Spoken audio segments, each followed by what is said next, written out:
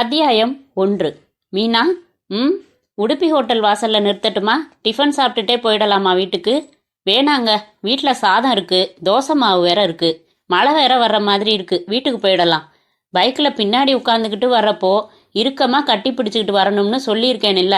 அது சரி, எத்தனை பேர் பார்க்குறாங்க? பார்க்கட்டுமே, என்ன நினைப்பாங்க? சமீபத்தில் கல்யாணமானவங்க போல் இருக்குன்னு கரெக்டாக தான் நினைப்பாங்க. சமீபமா? நமக்கு கல்யாணமாகி 1.25 வருஷம் ஆயிடுச்சுங்க. இந்த 15 மாசமா நான் கேட்டுக்கிட்டு இருக்கிற ஒரு கேள்விக்கு மட்டும் நீ பதிலே சொல்றதில்ல. என்ன கேள்வி? என்ன பிடிச்சிருக்கா?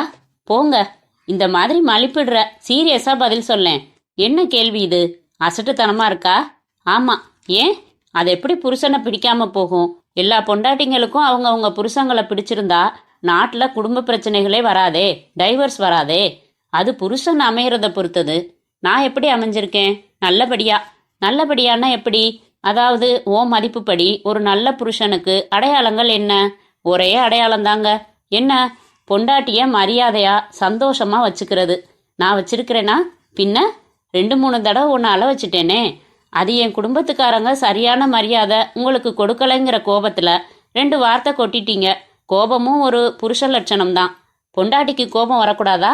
வராமல் எப்படி இருக்கும்? வரும், வந்தாலும் பொறுத்துக்கணும். உங்கள் அம்மா சொல்லித்தந்ததா? உலகம் சொல்லித்தந்தது. ஐயோ, ஏன் திரும்பி ஏன் மூஞ்ச பார்க்குறீங்க? ரோட்டை பார்த்து ஓட்டுங்க. எனக்கு அதிர்ஷ்டம் மீனா. இல்லைன்னா இவ்வளவு அழகா அடக்கமா எனக்கு ரொம்ப திருப்தியா நீ கிடைச்சிருக்க மாட்ட. நிஜமாவே இறைவன் கொடுத்த வரம் தான். அந்த வரத்துக்காக நீங்கள் தவம் இருந்தீங்களா? இல்லை, அப்பப்போ எனக்கு நல்ல பொண்டாட்டியா கொடுப்பான்னு நினச்சிக்குவேன். ஒருவேளை அந்த தவத்துக்கே மெச்சிட்டாரோ என்னவோ. உனக்கு படம் பிடிச்சதா மீனா? பரவாயில்ல, பழைய கதை. ஆனால் புதுவிதமாக சொல்லியிருக்காங்க. கிளைமேக்ஸ் கொஞ்சம் சொதப்பல் தான். தன் பொண்டாட்டிக்கு ஏற்கனவே காதலன் உண்டு. அந்த காதலனோட நடந்த தப்புல ஒரு தடவை அபார்ஷனே பண்ணிக்கிட்டவன்னு இத்தனை விபரம் தெரிஞ்சும் அவளை மன்னிச்சு ஏத்துக்கிறானா. எந்த முட்டாளும் செய்ய மாட்டான். என்ன சொல்ற? ஆனா அவளோட நிலைமையும் பரிதாபம் இல்லையா? கல்யாணத்துக்கு முன்னாடியே உண்மையை சொல்லாம மறைச்சது திமிரு தானே? திமிரு இல்லைங்க, ஒரு பாதுகாப்பு உணர்வு. அவ சொல்லி இருந்தா அவன் தாலி கட்டியிருப்பானா? அதுக்காக சோரம் போன ஒருத்தி உண்மையை மறைச்சு உத்தமி மாதிரி கல்யாணத்துக்கு கழுத்தை நீட்டலாம்னு சொல்றியா? இவளா விரும்பி சோரம் போகலையே, சூழ்நிலை அப்படி. எந்த நியாயமான சூழ்நிலையை சொன்னாலும் கெட்டு போனவதானே. உடம்பால கெட்டு போயிட்டா. அதென்ன பிரிச்சு சொல்ற? ஆமா, அவ மனசோட ஈடுபாடு இல்லாம தன் அம்மாவோட உயிரை காப்பாத்துறதுக்காக ஒரு விபரீதமான மிரட்டல் முனையில தானே அவ தன்னை இழக்கிறா. அதுல உடம்பு மட்டும்தான் கெட்டு போச்சு. சரி, அது தப்பு இல்லையா? எந்த ஆம்பளையுமே கல்யாணத்துக்கு முன்னாடி உடம்பால கெட்டு போனதே இல்லைன்னு உங்களால் சொல்ல முடியுமா? சிலர் கொஞ்சம் அப்படி இப்படி லேடிஸ் விஷயத்தில் வீக்காக இருக்கலாம். அந்த வீக் புருஷர்கள் கல்யாண சமயத்தில் தாலி கட்டுறதுக்கு முன்னாடி மணப்பொண்ணுக்கிட்ட நான் கொஞ்சம் அப்படி இப்படி இருந்தவன்னு சொல்லிட்டு தான் தாலி கட்டுறாங்களா? இல்லை. பின்ன ஆம்பளைக்கு ஒரு நீதி, பொம்பளைக்கு ஒரு நீதியா? எம்மா, என்னம்மா வாதம் பண்ணுற? உன்கிட்ட என்னால் பேச முடியாதுமா. சரி விடு, சினிமா தானே, எப்படியோ போகிறாங்க. பாத்தீங்களா, நழுவுறீங்க. நான் ஒன்று நேரடியாக கேட்கட்டுமா? கேளு. இல்லை வேணாம், நீங்கள் கோச்சுப்பீங்க. மாட்டேன், கேளு. வேணாம், விட்டுடுங்க. இந்த பேச்சே வேணாம். தெரியும் நீ என்ன கேட்க வந்தேன்னு தெரியும். என்ன?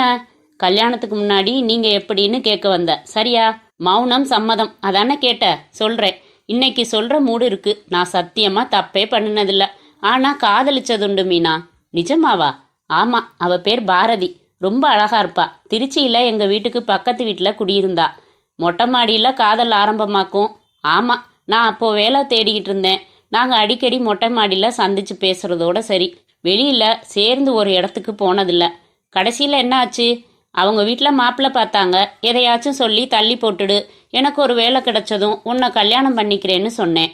ஆனால் அவள் எனக்காக காத்திருக்க தயாராக இல்லை. அவளுக்கு பார்த்த மாப்பிள்ளை ரொம்ப வசதியான மாப்பிள்ளை. அதனால எனக்கு சுலபமா சாரி சொல்லிட்டா. உங்களால எப்படி தாங்கிக்க முடிஞ்சுது? முடியல தான், துடிச்சு போயிட்டேன். அவ செஞ்ச துரோகத்துக்கு அவ கழுத்தை நெரிச்சு கொலை செஞ்சுட்டு ஜெயிலுக்கு போகலாமான்னு கூட நினைச்சேன். ஐயோ, காதல் தோல்வி அவ்வளவு கொடுமையானது மீனா. இப்ப நினைச்சாலும் பைத்தியக்காரத்தனமா இருக்கு. நம்புவியா? நான் சிங்காரத்தோப்பு பஜார்ல 17 ரூபாய்க்கு ஒரு கத்தி வாங்கினேன். எதுக்கு? பாரதிய கொலை செய்யறதுக்கு. அந்த அளவு தீவிரம். அப்புறம் திடீர்னு மனசுல ஒரு ஞான ஒளி. எங்க இருந்தாலும் நல்லா இருக்கட்டும்னு ஒரு பக்குவ சிந்தனை. கொஞ்ச நாள் எல்லா காதலர்கள் மாதிரி நானும் தாடி வளர்த்தேன். அப்புறம் பழையபடி மாறிட்டேன். இன்னைக்கும் பாரதி உங்க மனசுல இருக்காளா? இல்ல, அந்த தோல்விக்கு அவளோட மரணம் காரணமா இருந்திருந்தா அவ என் மனசுல தங்கி இருப்பா. அவளோட துரோகம் காரணமா அமைஞ்சதால எப்போ அவ நினைப்பு வந்தாலும் உடனே அவ செஞ்ச துரோகம்தான் நினைவுக்கு வர்றதால அவ மேல மனசுல எந்தவித மரியாதையும் இல்ல. அவ எங்க இருக்கா? மெட்ராஸ்ல தான். அட்ரஸ் தெரியாது. அவளை கடைசியா எப்ப பாத்தீங்க? 3 வருஷம் இருக்கும். எப்படி தைரியமா என்கிட்ட இதை சொன்னீங்க? நீ கோவப்படாம பக்குவமா புரிஞ்சுப்பேங்கிற நம்பிக்கை இப்பதான் வந்துச்சு. கொட்டிட்டேன். என்ன தப்பா நினைக்கிறியா? மீனா, என்ன பதில் சொல்ல மாட்டேங்கிற? உங்களுக்குள்ள வெறும் காதலோட சரியா? அதான் சொன்னேனே, பேச்சோட சரி. அதை எப்படி 4 அடி தள்ளி நின்னு லவ் பண்ண முடியும்? ஓ, நீ அதை கேக்குறியா? ஒரே ஒரு தடவை கட்டி பிடிச்சு கிஸ் பண்ணியிருக்கேன். அப்புறம் அவ்வளவுதான். மழை பெய்கிற சமயத்துல ரூப்பு தெரி மஸ்தானா பாடலையா? சி, பாத்தியா? நீ பக்குவமான பொண்ணுன்னு தானே எல்லாம் உங்ககிட்ட சொன்னேன். சந்தேகப்படுறியே? சொன்னது 50% இருக்குமா? ஐயோ, நிஜமாவே இவ்வளவுதான் நடந்தது. போச்சு, சொன்னது தப்பா போச்சு. உன் தலையில அடிச்சு சத்தியம் செய்யட்டுமா? நம்ம தெருவை தாண்டி போறீங்க, ரோட்டை பார்த்து ஓட்டுங்க. அநியாயம். ஒரு வாரமா நம்ம தெருவுல ஒரு ஸ்ட்ரீட் லைட்டு கூட எரியறதில்ல. ரோடு பூரா பள்ளம். யாருக்கும் அக்கறை இல்ல. அதான் அசோசியேஷன் இருக்கே, என்ன பண்ணுது அது? மாசம் ஒரு தடவை மீட்டிங் போட்டு காப்பி குடிக்கிறதோட சரி. 5 ரூபாய் மாச பணம், அதை கூட நிறைய பேர் சரியா கொடுக்கறதில்ல. 3 மாசம் சம்பள பாக்கியோட சலாம் வச்சுட்டு ஊர்க்கா நின்னுக்கிட்டான். கொஞ்சம் தள்ளி நிறுத்துங்க, சேரா இருக்கு. ஒரு மழை பெஞ்சா தண்ணி வடிஞ்சு ரோடு காய 15 நாள் ஆகுது. கேட்டை தர, பைக்கை உள்ள கொண்டாந்து விடுறேன். இந்தா சாவி. ஏங்க, ஃப்ரெண்டு கேட்டை பூட்டிட்டு வரலையா நீங்க? திறந்தே இருக்கே. பூட்டிட்டு தானே வந்தேன் மீனா. ஜீபும்பா வந்து திறந்து வச்சிடுச்சா? வண்டியை உள்ள விடுங்க, மறதி மண்ணா. சரி வா, திட்டாத. ஐயோ, என்னாச்சு?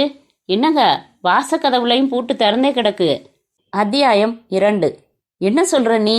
அட ஆமா, அழகா திறந்து தனியா கொக்கியில பூட்டி வச்சிருக்காங்களே. என்னமோ வெளியில இருந்து யாரோ வந்து செஞ்சிருக்கிற மாதிரி பேசுறீங்களே. கடைசியா நீங்க தானே என்ன வாசல்ல நிறுத்திட்டு ரிசர்வ் பண்ணின சினிமா டிக்கெட்டை எடுத்துக்க மறந்துட்டேன்னு ஓடுனீங்க. சீக்கிரம் வாங்க, படம் ஆரம்பிச்சிடும்னு நான் கூட விரட்டினேன். அந்த அவசரத்துல எல்லா கதவையும் பூட்டாம வந்துட்டீங்க போலிருக்கு. இல்ல மீனா, என்னை ரொம்ப தான் முட்டாள் மாதிரி ட்ரீட் பண்ணாத. அவசரத்துலயும் கதவை மூடி பூட்டை போட்டு பூட்டினேன். சரி, பூட்டுனீங்க. இப்ப பூட்டு உடஞ்சு தொங்கினாலாவது யாரோ திருடன் உடைச்சு உள்ள புகுந்துட்டான்னு சொல்லலாம்.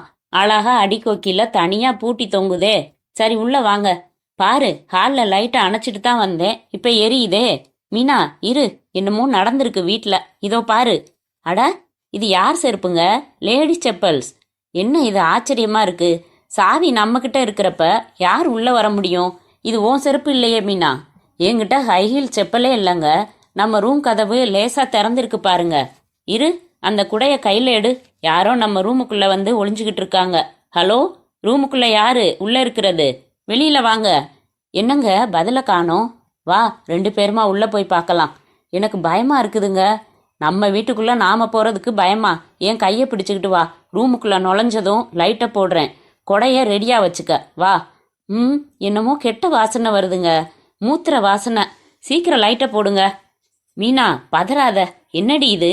நம்ம கட்டில்ல இந்த பொண்ணு இப்படி அலங்கோலமா குப்புற கிடக்குறா. யாருங்க இவ? எனக்கு என்னடி தெரியும்? தூங்குறாளா இல்ல? இரு, கிட்ட போய் பார்க்கலாம். ஐயோ, உதட்டுல ரத்தங்க. மீனா, ஏன் கத்துறீங்க? இவதான் பாரதி. என்ன சொல்றீங்க? கொஞ்சம் முன்னாடி நான் சொல்லிட்டு வரல, நான் காதலிச்சதா? ஐயோ, அந்த சண்டாளி எங்க இங்கே வந்தா? மீனா, உசுறு இல்ல. கடவுளே, என்னங்க இது? சினிமால வர்ற மாதிரி இருக்கு. எப்படி செத்தா? இங்க எதுக்கு வந்து செத்தா? இத பாருங்க. என்ன, கீழே தரையில ரத்தம் தொட்டு உங்க பேரை எழுதி வச்சிருக்காளே. நடராஜன்னு எழுத நினைச்சு நடராஜ வரைக்கும் எழுதிட்டு அதுக்குள்ள செத்துட்டா. எதுக்கு சாகரப்ப ஏன் பேரை எழுதுனா? எனக்கு புரிஞ்சு போச்சு, எல்லாம் புரிஞ்சு போச்சு. என்னடி? வாங்க, முதல்ல ஹாலுக்கு போயிடலாம். எதையும் தொடாதீங்க, வந்துடுங்க. சொல்லு, என்ன சொல்ற? நிச்சயமா இது கொலைதான். யார் செஞ்சது? எனக்கு என்ன தெரியும்? நீங்க தான் சொல்லணும். எனக்கு மட்டும் எப்படி தெரியும்? நீங்க எதையோ மறைக்கிறீங்க. இவளை பார்த்து 3 வருஷம் ஆச்சுன்னு சொன்னீங்க. மெட்ராஸ்ல தான் இருக்கா, ஆனா அட்ரஸ் தெரியாதுன்னு சொன்னீங்க. அப்படிப்பட்டவ அழகா நம்ம வீட்டுக்கு வந்து நம்ம கட்டிலேயே செத்து கிடக்குறான்னா எப்படி? நீ சொல்றத பார்த்தா நானே ஆள் வச்சு கொலை செஞ்சதா சொல்வ போலிருக்கே. எதுக்கு ஆள் வைக்கணும்? படம் பார்த்துக்கிட்டு இருக்கிறப்ப வயித்த கலக்குதுன்னு பாத்ரூம் போறதா சொல்லிட்டு எழுந்து போயிட்டு 3/4 மணி நேரம் கழிச்சு தானே வந்தீங்க. அதுக்காக தியேட்டர்ல இருந்து நம்ம வீட்டுக்கு 10 நிமிஷத்துல வரலாம் வந்து கொலை செஞ்சீங்களா? பாவி பாவி, இப்படி பேசாதடி. நான் பாத்ரூம் போனேன். வயிற்றுப்போக்கை நிறுத்துறதுக்கு ஒரு மாத்திரை சாப்பிட்டா தேவலாம்னு பட்டுது. வாட்ச்மேன் கிட்ட சொல்லிட்டு பைக் எடுத்துக்கிட்டு வெளியில வந்து மெடிக்கல் ஷாப் விசாரிச்சு ஒரு மாத்திரை வாங்கி போட்டுக்கிட்டு மறுபடி தியேட்டருக்கு வந்தேன். எனக்கு எதுவும் புரியல, தலை சுத்துது. இப்ப என்ன செய்யறது எனக்கு தெரியலங்க. இதை பாரு, இந்த மாதிரி வினோதமான எதிர்பாராத சிக்கல்கள் வர்றப்பதான் தைரியமா இருக்கணும். என் மனசாட்சிக்கு தெரியும் நான் தப்பு எதுவும் செய்யல. இங்க வீட்ல ஒரு டெட் பாடி கிடக்கு. இதை இப்போ முறையா போலீஸுக்கு சொல்லிடலாம் மீனா? சரிங்க, எனக்கு கையெல்லாம் நடுங்குது. நீ தண்ணி குடி, ரிலாக்ஸ் பண்ணிக்க. நான் ஃபோன் பண்ணி சொல்லிடுறேன். 100 தானே சொல்லணும். ஹலோ, அவசர போலீஸா? என் பேர் நடராஜன். ஒரு கன்ஸ்ட்ரக்ஷன் கம்பெனியில் சிவில் இன்ஜினியராக ஒர்க் பண்ணுறேன். நானும் என் ஒய்ஃபும் சினிமாவுக்கு போயிட்டு திரும்பி வந்தோம். வீடு திறந்து கிடக்குது. எங்கள் வீட்டு பெட்ரூமில் ஒரு பொண்ணோட டெட் பாடி கிடக்குது. அந்த பொண்ணு எனக்கு தெரிஞ்ச பொண்ணு தான். கொஞ்சம் நேரில் உடனே வர்றீங்களா? விலாசம் சொல்கிறேன், குறிச்சுக்கோங்க. அத்தியாயம் 3. சார், சொல்லுங்க தயாளன். கொலை நடந்து 2 மணி நேரம் கடந்திருக்கலாம்னு நான் யூகம் பண்ணுறேன். உங்கள் யூகத்தை நான் இப்போ கேட்டேனா? தேவையில்லாமல் யூகம் செஞ்சு பிளாக் மார்க் வாங்கி தானே ப்ரொமோஷன் வாங்கி மறுபடி சப் இன்ஸ்பெக்டர் ஆகியிருக்கீங்க. கேட்கறதுக்கு மட்டும் பதில் சொன்னா போதும், புரிஞ்சுதா? சரி சார். இப்ப மணி என்ன? உங்க வாட்ச் ஓடலையா சார்? திமிர் வேணாம். இப்ப மணி 10:45.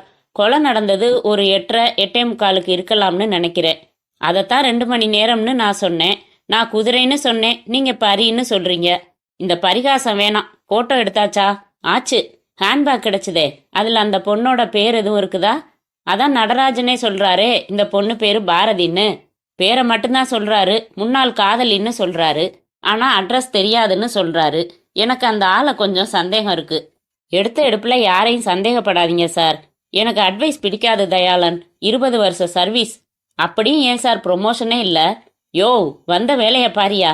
பாரதியோட ஹேண்ட்பேக்கில் என்னென்ன இருக்கு? ஒரு சீட்டு, அதுல நடராஜனோட வீட்டு விலாசம் தெளிவா எழுதியிருக்கு. 84 ரூபாய் பணம் இருக்கு. ஒரு நெயில் கட்டர், ஸ்டிக்கர் பொட்டு அட்டை, ஒரு சாவி கொத்து, அவ்வளவுதான். அது என்ன சாவி கொத்து? பாருங்க, அவ வீட்டு சாவியா இருக்கலாம். முரட்டு சாவிகள், மொத்தம் 4 சாவிகள். அவ அட்ரஸ் இல்லையே. இல்ல சார். ஆம்புலன்ஸ் வந்துடுச்சா? வந்தா சத்தம் கேட்கும் சார். வந்துடுச்சு இல்லைன்னு பதில் சொல்லியா? சரி சார், நடராஜனை விசாரிக்கலாம் வாங்க. நானும் கேள்விகள் கேட்கலாமா சார்? நியாயமான கேள்விகளா இருக்கணும். சரி சார். நடராஜன், நீங்க எத்தனை வருஷமா இந்த வீட்டில் குடியிருக்கீங்க? 1 வருஷமா. அதாவது என் கல்யாணத்துக்கு அப்புறம் வீடு பிடிச்சு நேராக இங்கே குடி வந்தேன் சார். இந்த தனி வீட்டுக்கு எவ்வளவு வாடகை? 1200 ரூபாய் சார். கிணத்துல தண்ணி நல்லா இருக்கா? சார், கொஞ்சம் வழக்கு சம்பந்தமாக விசாரிச்சா தேவலாம். தயாளன், எனக்கு தெரியும், கொஞ்சம் சுற்றி தான் வரணும். நடராஜன், பாரதி உங்கள் காதலியா? 3 வருஷத்துக்கு முன்னால சார். அப்போ எங்கே இருந்தீங்க? திருச்சியில். பாரதி எனக்கு பக்கத்து வீடு. பாரதி வீட்டில் யார் யாரு? பாரதி, அவ அப்பா, 2 பேர் தான். ரைட். காதலிச்சிங்க, ஏன் கைவிட்டீங்க? நான் கைவிடலை சார். அவ தான் எனக்கு துரோகம் செஞ்சுட்டு அவ அப்பா பார்த்த மாப்பிள்ளைய கல்யாணம் பண்ணிக்கிட்டா. ஏன் அப்படி? எனக்கு அப்போ வேலை இல்லை. அந்த மாப்பிள்ளை ஸ்மால் ஸ்கேல் இண்டஸ்ட்ரி வச்சிருக்கிற பணக்கார மாப்பிள்ளை. அதனால அவ என்னை உதறிட்டா. ஸோ அவ மேலே உங்களுக்கு ஆத்திரம் இருந்துச்சு. நியாயமாக எல்லாருக்கும் வர்ற ஆத்திரம் தான் சார். அந்த கோபத்தில் இத்தனை நாள் கழிச்சு கொலை பண்ணிட்டீங்களா? ஐயோ, என்ன சார் இது விபரீதம். நான் அவளை 3 வருஷத்துக்கு அப்புறம் இன்னைக்கு பிணமாக தான் பார்க்குறேன். அவசரப்படாதீங்க. உதட்டில் வழிஞ்ச ரத்தத்தை தொட்டு எதுக்காக அவ உங்கள் பேரை எழுதி வச்சுட்டு சாகணும்? தெரியலையே சார். அதை எப்படி சார் உங்களுக்கு தெரியாமல் உங்கள் முன்னாள் காதலி உங்கள் வீட்டுக்குள்ள, அதுவும் பெட்ரூமுக்குள்ளே வர முடியும்? அதான் சார் புரியாத புதிராக இருக்குது.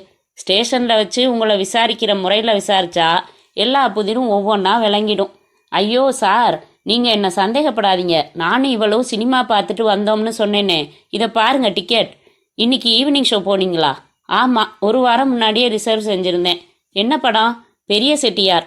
இப்படியெல்லாமா படத்துக்கு பேர்? நிஜமாவே இப்படி ஒரு படம் ஓடுதா என்ன? சார், சின்ன கவுண்டர்னு பேர் வைக்கலையா? அது மாதிரி தான் பெரிய செட்டியார். 75 நாளாக ஓடிக்கிட்டு இருக்கு. 75 நாளாக ஓடுதுன்னா கூட்டம் குறைஞ்சிருக்குமே. எதுக்கு ரிசர்வ் செய்யணும்? நான் எப்போ எந்த சினிமாவுக்கு போனாலும் முன்கூட்டியே டிக்கெட் ரிசர்வ் செஞ்சுட்டு தான் போவேன். போய் டிக்கெட் இல்லாமல் திரும்பக்கூடாது பாருங்க. அதாவது எதையும் முன்கூட்டியே திட்டம் போட்டு செய்வீங்க. எதையும். ஆமாம் சார்.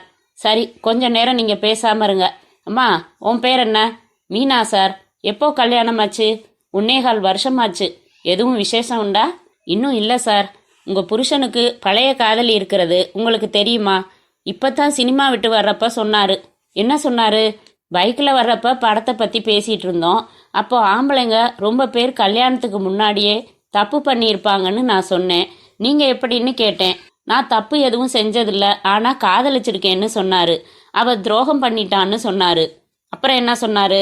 அவளை கொலை செய்யலாம்னு ஆத்திரமா இருந்துச்சு, ஒரு கத்தி கூட விலைக்கு வாங்கினதா சொன்னார். Very good. அப்புறம் அவள் எங்கே இருந்தாலும் நல்லா இருக்கட்டும்னு விட்டுட்டதா சொன்னார். தியேட்டரில் இவர் நடுவில் எந்திரிச்சு போனாரா? ஆமாம். எதுக்கு? வயத்தை கலக்குதுன்னு சொல்லிட்டு எழுந்து போனார். போயிட்டு மறுபடி எவ்வளோ நேரம் கழிச்சு திரும்பி வந்தார்? 3/4 மணி நேரம் இருக்கும். போதுமே, வந்துட்டு ஜோராக கொலை செஞ்சுட்டு திரும்பி போகலாமே. சார் நான் வீட்டுக்கு வரல சார், பாத்ரூமுக்கு போனேன், மருந்து கடைக்கு போய் மாத்திரை வாங்கி போட்டுக்கிட்டேன், திரும்ப தியேட்டருக்கு போயிட்டேன், இதான் சார் நடந்தது. அப்படியா சார்? இத்தனை நாள் சொல்லாத உங்கள் காதல் கதையை இன்னைக்கு எதுக்கு உங்கள் ஒய்ஃபுக்கிட்ட சொல்லணும்? இன்னைக்கு தான் பேச்சு வந்துச்சு, சொன்னேன். சரி, வீடு எப்படி திறந்தே இருந்துச்சு? தெரியல சார். இந்த வீட்டுக்கு இன்னொரு சாவி இருக்குமே, இருக்கா? அது 1 மாதம் முன்னாடி தொலைஞ்சு போச்சு. நோ, நான் சொல்கிறேன். அழகா திட்டம் போட்ட நீங்கள் 3 வருஷத்துக்கு அப்புறம் திடீர்னு பாரதியை ஏதோ ஒரு இடத்துல சந்திச்சிருக்கீங்க. அவள் உங்களுக்கு துரோகம் செஞ்ச கோபம் மனசில் விஸ்வரூபம் எடுத்துடுச்சு. திட்டம் போட்டீங்க, அவகிட்ட நைஸாக பேசுனீங்க. உங்கள் வீட்டோட இன்னொரு சாவியை கொடுத்து அவளை 8 மணிக்கு வந்து வீட்டில் இருக்க சொன்னீங்க. தியேட்டர்லேருந்து வயத்து பிரட்டல்னு பொய் சொல்லிட்டு புறப்பட்டு இங்கே வந்தீங்க. அவளை நைலான் கயிறு போட்டு கழுத்தை நெரிச்சு கொலை செஞ்சீங்க. செத்துட்டதா நினச்சி நல்ல பிள்ளையா புறப்பட்டு தியேட்டருக்கு போயிட்டீங்க. அப்புறம் பொண்டாட்டியோட இயல்பாக வந்து பார்த்து அதிர்ச்சி அடைஞ்சிங்க. ஆனால் அவள் சாகிறதுக்கு முன்னாடி ரத்தம் தொட்டு உங்கள் பேரை எழுதி வச்சுட்டா. சார் சத்தியமாக நான் குற்றவாளி இல்லை சார். அவள் ரத்தத்தில் தொட்டு ஓ நடராஜன் தான் எழுதியிருக்கா. என் இனிஷியல் சி சார்.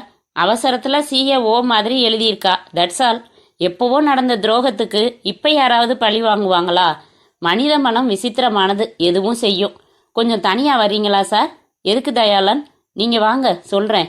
என்ன இவ்வளவு அபத்தமா எந்த ஆஃபீஸரும் விசாரணை செஞ்சு நான் பார்த்ததே இல்லை. யோ, பின்ன என்ன சார்? அந்த ஆள் கொலை செஞ்சுட்டு அவனே நமக்கு ஃபோன் செய்வானா? அவன் மேலே சந்தேகப்படக்கூடாதுங்கிறதுக்காக செய்கிற யுத்தி. சரி, அப்படிப்பட்டவன் ரத்தத்தில் தன் பெயர் எழுதப்பட்டிருக்கிறத அழிக்க மாட்டானா? இப்படித்தான் மாட்டிக்கிட்டு முழிப்பானா? தன் காதலியை கொலை செய்கிறதுன்னு தீர்மானிச்சா அதை தன் வீட்டு பெட்ரூமில் வச்சா ஒருத்தன் நடத்துவான்? அப்படி நடத்தினா அவன் திட்டமிட்ட கொலைகாரனா? என்னையா பாயிண்டாக எடுத்து விட்டு பயமுறுத்துறியா? நான் தீர்மானிச்சிட்டேன், இவன் தான் கொலைகாரன். மோட்டிவ் இருக்கு. வாயை மூடிக்கிட்டு கப்பு சிப்புன்னு இருக்கணும். சார், உங்கள் அப்ரோச் ரொம்ப தப்பு. ஷட்டப். கொஞ்சம் இடம் கொடுத்தா. ரொம்ப துள்ளாதீங்க தயாளன். எனக்கு தெரியும், 20 வருஷ சர்வீஸ். ஸ்டேஷனில் வச்சு விசாரிக்கிற விசாரிப்பில் எல்லாம் ஒத்துக்குவான் பாருங்க. என்ன சத்தம் அது? ஆம்புலன்ஸ் வந்துடுச்சு சார். சரி, நீங்கள் பிணத்தை ஜிஹெச்சில் ஒப்படைச்சிட்டு வாங்க. நான் அவனை ஸ்டேஷனுக்கு தள்ளிக்கிட்டு போகிறேன். நாய் வந்தா பரவாயில்ல சார். Not necessary. சொல்கிறத மட்டும் செய்யுங்கப்பா. அத்தியாயம் 4. என்ன வேணும் உங்களுக்கு? இந்த ஸ்டேஷன் இன்ஸ்பெக்டர் சாரை பார்க்கணும். பாத்ரூம் போயிருக்காரு, வந்துடுவார். உட்காருங்க. நான் சப் இன்ஸ்பெக்டர் தயாளன். என்கிட்டையும் சொல்லலாம். சார், என் பேர் மோகன்தாஸ். ஒரு ஸ்மால் ஸ்கேல் இண்டஸ்ட்ரீஸ் ராமாவரத்தில் வச்சு நடத்திக்கிட்டு இருக்கேன். பேப்பரில் பாரதி கொலை செய்தி ஃபோட்டோ பார்த்தேன் சார். கொலை செய்யப்பட்டிருக்கிற பாரதி என் மனைவி சார். ஐசி. என்னப்பா தயாளன், என்ன விசாரிச்சுக்கிட்டு இருக்கீங்க? இன்னும் ஒரு வார்த்தை கூட விசாரிக்கல சார். நீங்களே பேசுங்க. இவர் தான் இன்ஸ்பெக்டர் ஞான பண்டிதன். சார் யாரு? நேத்து பூரா நாம கண்டுபிடிக்க முடியாம திணறினோமே, அவரு கொலை செய்யப்பட்ட பாரதியோட கணவராம், mister Mohandas. Hello, how do you do? மனைவி இறந்த அதிர்ச்சியில இருக்கேன் சார். ஒரு பக்கம் அவ செஞ்ச துரோகத்துக்கு இந்த தண்டனை தேவைதான்னு படுது. ஆனா என்ன இருந்தாலும் நான் தாலி கட்டி குடித்தனம் நடத்தின பொண்டாட்டி இல்லையா? நேத்து பூரா நீங்க உங்க மனைவியை தேடலையா? தயாளன், இப்படி கேட்கக்கூடாது. நேத்து உங்க மனைவி பாரதிய கடைசியா எப்போ பார்த்தீங்க?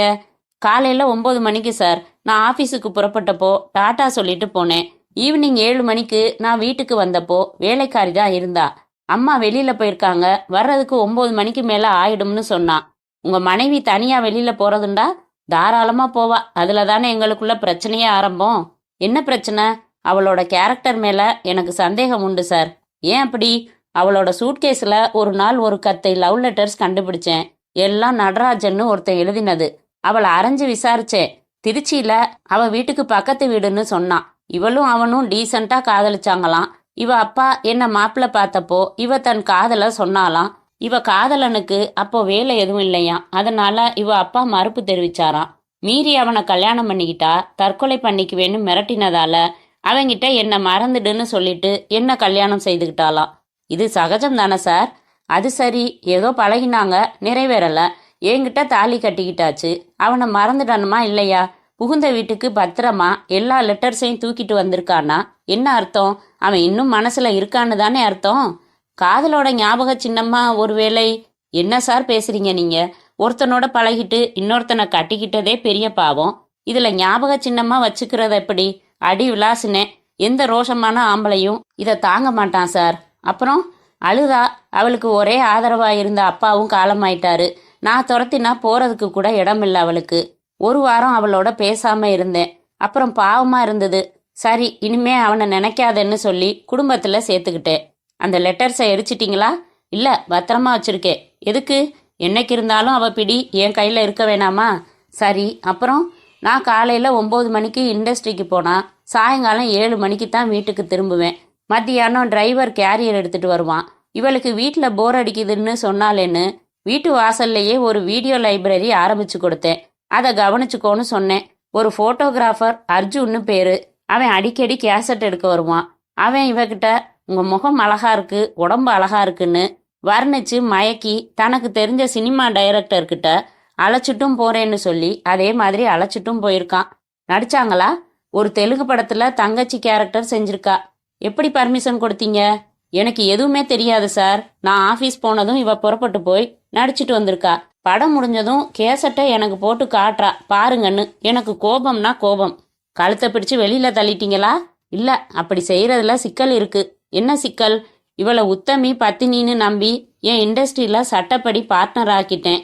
இவ பேர்ல 2 இடத்துல நிலம் வாங்கி போட்டிருக்கேன். இவளை போக சொன்னா அந்த சொத்தெல்லாம் போயிடும் சார். அட பாவமே. அந்த ஸ்டில் போட்டோகிராஃபர் அர்ஜுன் இருக்கானே, அவன் தான் இவளுக்கு அட்வைசர். இவ மனசுல சினிமா ஆசைய விதைச்சவன். உன்னை பெரிய சினிமா ஸ்டார் ஆக்கிடுறேன்னு இவ பின்னால சுத்திக்கிட்டு இருந்தவன். சரி, நேத்தைய விஷயத்துக்கு வாங்க. 9 மணிக்கு மேல வருவான்னு எதிர்பார்த்தேன். வரல. சினிமா ஷூட்டிங் இருக்குமோன்னு நினைச்சேன். வர்றப்ப வரட்டும் கழுதன்னு படுத்து தூங்கிட்டேன். காலையில எந்திரிச்சு பேப்பர் பார்த்தா போட்டோவோட கொலைன்னு செய்தி படிச்சேன். ஒரே அதிர்ச்சி. உடனே இங்க வந்தேன். எதுக்கு அதிர்ச்சி? நீங்க சந்தோஷப்பட வேணாமா? உங்க மனசுக்கு பிடிக்காத பொண்டாட்டி உங்களுக்கு எந்த பிரச்சனையும் இல்லாம செத்து போனது உங்களுக்கு திருப்தி தானே? தயாளன், என்ன நீங்க இப்படியெல்லாம் கேக்குறீங்க? என்ன இருந்தாலும் சார் தொட்டு தாலி கட்டினவரு. 1000 மன வருத்தம் இருக்கலாம், குடும்ப சண்டை இருக்கலாம். அதுக்காக பொண்டாட்டி செத்தது தெரிஞ்சு சந்தோஷப்பட முடியுமா ஒருத்தர்? என்ன சார்? ஆமா சார், உங்களுக்கு புரியுது. உங்களுக்கு இருக்கிற அனுபவ அறிவு உங்க சப் இன்ஸ்பெக்டருக்கு இல்லையே. இருக்காது சார். நமக்கு 20 வருஷ சர்வீஸ். எப்போ சார் என் மனைவியோட பாடி கிடைக்கும்? நேற்று நைட்டு தான் ஜிஹெச்ல ஒப்படைச்சோம். இன்னைக்கு காலையில தான் போஸ்ட்மார்ட்டம் பண்றாங்க. அநேகமா இன்னும் 1 மணி நேரத்துல வாங்கிக்கலாம். தயாளன், சாரை அழைச்சிக்கிட்டு போய் பாடியை வாங்கி கொடுங்க. சொன்னதெல்லாம் ஸ்டேட்மெண்ட்டா எழுதி வாங்கிக்கங்க. அத்தியாயம் 5. வணக்கம், நீங்க தானே சப் இன்ஸ்பெக்டர் தயாளன்? ஆமா, வணக்கம். நீங்க? என் பேர் சுதாகர். வீட்டில் வந்து உங்களை தொந்தரவு பண்றதுக்கு மன்னிக்கணும். நான் லா படிச்சுக்கிட்டு இருக்கேன். உங்க டிபார்ட்மெண்ட்ல நீதி நியாயமே இல்லையா சார்? என்ன சொல்றீங்க? என் அத்தானை அரெஸ்ட் பண்ணி வச்சிருக்கீங்களே, நியாயமா? மீனா என்னோட சிஸ்டர் சார். மீனா புருஷன் நடராஜனை எனக்கு நல்லா தெரியும். அவர் கொலை செய்யறவர் இல்ல. அதுக்காக தனியா ஒரு பிறப்பெடுத்து வர முடியுமா சார்? சார், உங்க அதிகார தோரணைய கொஞ்சம் கலட்டி வச்சுட்டு மனசாட்சி தொட்டு சொல்லுங்க. நடராஜன் தான் இந்த கொலையை செஞ்சதா? இல்லங்க, ஆனா அவர் மேல கேஸ் ஜோடிக்க பொருத்தமா அவர் மாட்டிக்கிட்டு இருக்காரு. பாரதிய காதலிச்சத அவர் மறைக்கலையே. அவரா ஃபோன் பண்ணி உங்ககிட்ட சொல்லி இருக்காரே. அவர் அப்பாவி சார். அவரை போய் மாஜிஸ்ட்ரேட் முன்னால நிறுத்தி 15 நாள் ரிமாண்ட்ல வச்சுட்டீங்களே சார். நான் இல்ல, இன்ஸ்பெக்டர் ஞான பண்டிதன். மிஸ்டர் சுதாகர், உண்மையை சொல்றேன். எனக்கு இந்த கேஸ்ல இன்ஸ்பெக்டர் நடந்துக்கிறது கொஞ்சம் கூட பிடிக்கல.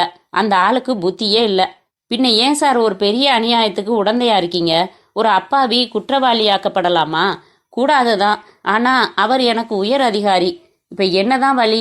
என் அக்காவை விதவையாக்க போறீங்களா? என்ன, நடராஜனை தூக்குல ஏத்தினா எங்க அக்கா விதவை இல்லையா? என்ன சார் யோசிக்கிறீங்க? நீங்க நல்ல மாதிரி மனசாட்சிக்கு பயப்படுறவர்னு தெரிஞ்சுதான் நான் உங்களை வந்து பார்த்தேன். நடராஜனை விடுதலை செஞ்சாகணும் சார். ரைட்டு, அப்படின்னா உண்மையான கொலைகாரனை பிடிச்சாகணும். பிடிங்க. இன்ஸ்பெக்டர் நடராஜனை தான் உண்மையான குற்றவாளியா நினைக்கிறாரு. அதனால அவருக்கே தெரியாம தனிப்பட்ட முறையில நிஜ குற்றவாளியா ஆதாரத்தோட பிடிச்சாகணும். அதுக்கப்புறம் அவர் முன்னாடி கொண்டு போய் நிறுத்தணும். செய்யுங்க சார். இதுக்கு உங்கள் ஒத்துழைப்பு வேணும். தாராளமாக என்ன செய்யணும்? என்னோட வரணும், நான் சொல்கிறதெல்லாம் செய்யணும். சரி சார், பாரதியோட புருஷன் மோகன்தாஸ் மேலே எனக்கு சந்தேகமாக இருக்குது. அவனை இன்ஸ்பெக்டர் எடுத்த எடுப்பில் நம்பிட்டாரு. பாரதியோட சாவால் யாருக்காவது லாபம் உண்டுன்னா அது மோகன்தாஸுக்கு தான். அப்படியா? ஏன்? வாங்க சொல்கிறேன், போய்கிட்டே பேசலாம். நேராக மோகன்தாஸ் பங்களாவுக்கு போகலாம். இந்த நேரம் அவன் ஆஃபீஸில் இருப்பான். வீட்டில் உள்ளவங்க கிட்ட விசாரிக்கணும். அப்புறம் ஃபோட்டோகிராஃபர் அர்ஜுனை விசாரிக்கணும். அத்தியாயம் 6. ஐயா இல்லைங்களே, எங்க? ஆஃபீஸுக்கு போயிட்டாரு. உங்கள் எஜமானி அம்மா கொலை செய்யப்பட்டது சம்பந்தமாக விசாரிக்க வந்திருக்கோம். ஐயா சாயங்காலம் தான் வருவார். வரட்டும், ஒன்றை விசாரிக்கணும். முதல்ல அந்த ஃபேன் ஸ்விட்சை போட்டுட்டு முதல்ல ஜில்லுன்னு ஐஸ் வாட்டர் 2 பேருக்கும் எடுத்துட்டு வாமா.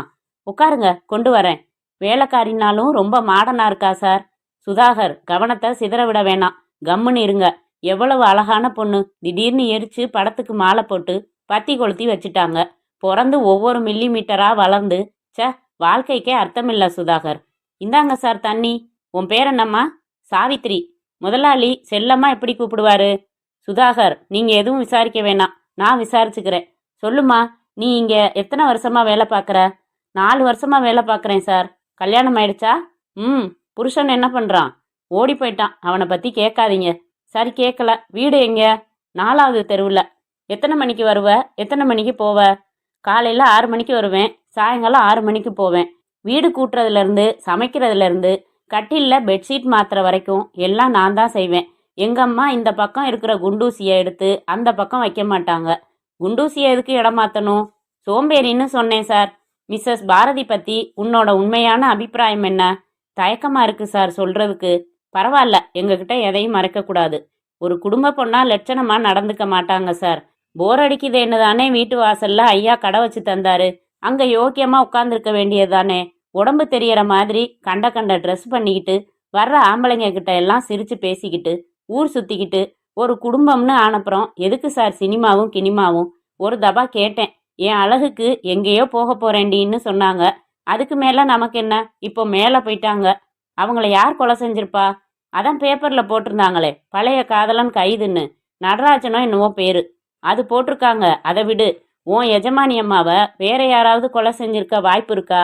வாய்ப்புன்னா அதாவது பாரதியை கொலை செய்கிற அளவுக்கு யாருக்கு அவங்க மேலே கோபம் உண்டு? நம்ம ஐயாவுக்கு எப்பவும் கோபம் உண்டு சார். ஒரு குடும்ப பொண்ணு அடக்க ஒடுக்கமாக வீட்டோட இருக்காம கண்டவனோட வெளியில் சுற்றிக்கிட்டு சினிமாவில் நடிச்சா எந்த புருஷனுக்கு தான் கோபம் வராது? புருஷன் பொண்டாட்டிக்குள்ளே அடிக்கடி சண்டை வருமா? அடிக்கடியா? தினம் சண்டை தான். ஏன் இஷ்டம், அப்படித்தான் போவேன் வருவேன்னு எடுத்தறிஞ்சு பேசுவாங்க அம்மா. ஒரு தடவை பெரிய சண்டையில் உங்களுக்கு பிடிக்கலன்னா டைவர்ஸ் பண்ணிடுங்கன்னு கூட எங்கள் அம்மா கத்தியிருக்காங்க. அதுக்கு உங்கள் ஐயா என்ன சொன்னார்? உன் பேரில் நான் வாங்கின சொத்தை எல்லாம் என் பேருக்கு மாற்றி கையெழுத்து போட்டு கொடு, டைவர்ஸ் பண்ணிடுறேன்னு சொன்னார். அதுக்கு அம்மா நான் என்ன முட்டாளான்னு கேட்டாங்க. சரி, உங்கள் ஐயா என்னக்காச்சும் உங்கள் அம்மாவை அடிச்சிருக்காரா? நீ பார்த்துருக்கியா? அவர் காய்ச்சி மூச்சுன்னு கத்துவார், அடிக்கலாம் மாட்டார். ஒருவேளை பெட்ரூம்குள்ளே அடிப்பாரோ என்னவோ. ஆனால் இது ராட்சசிங்க, அடித்தா திருப்பியே அடிக்கக்கூடியது. ரைட்டு, பாரதி அழுது நீ பார்த்துருக்கியா? யாரு? எங்கள் அம்மாவா? அழுவறதா? போங்க சார், 100 பேத்த அழ வச்சு பார்க்கும். அது கண்ணில் ஒரு பொட்டு தண்ணி வராது. ராங்கிக்காரி சார். சரி, சம்பவம் நடந்த அன்னைக்கு நீ வேலைக்கு வந்திருந்தியா? வந்திருந்தேன். அன்னைக்கு கடைசியாக பாரதியை எப்போ பார்த்த? சாயங்காலம் 5 மணிக்கு ஒரு ஆட்டோ கூட்டிகிட்டு வர சொன்னாங்க, கூட்டிகிட்டு வந்தேன். நான் வர்றதுக்கு 9 மணி ஆயிடும்னு ஐயா கிட்ட சொல்லிடு. ஐயா ஆஃபீஸ்லேருந்து வந்ததும் நீ வீட்டுக்கு போயிடுன்னு சொன்னாங்க. எங்கே போனாங்க? அது எனக்கு தெரியாது, சொல்லிட்டு போகிறதில்ல சார். அந்த ஆட்டோ தெரிஞ்ச ஆட்டோவா? இல்லை, ரோட்டில் போய்கிட்டு இருந்த ஆட்டோவை நிறுத்தி கூட்டிக்கிட்டு வந்தேன் சார். ரைட்டு, முதலாளி ஆஃபீஸ்லேருந்து எத்தனை மணிக்கு வீட்டுக்கு வந்தார்? 7 மணி இருக்கும். அம்மா சொல்லிட்டு போனதை சொல்லிட்டு நான் புறப்பட்டு வீட்டுக்கு போயிட்டேன். மறுபடி எப்போ இங்கே வந்த?